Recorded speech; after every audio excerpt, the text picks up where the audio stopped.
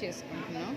చూడండి, పెసర బూర్లు ఎలా చేయాలంటే పెసరపప్పు దోరగా వేపేసి దాన్ని బెల్లం పప్పు వార్చిన తర్వాత పాకం పట్టాలి. పాకం పట్టిన తర్వాత ఈ పప్పు ఉడకబెట్టింది దంచుకోవాలి. దంచుకున్న పప్పుని ఇదిగో ఇలా పాకం వచ్చేలా చేయాలి.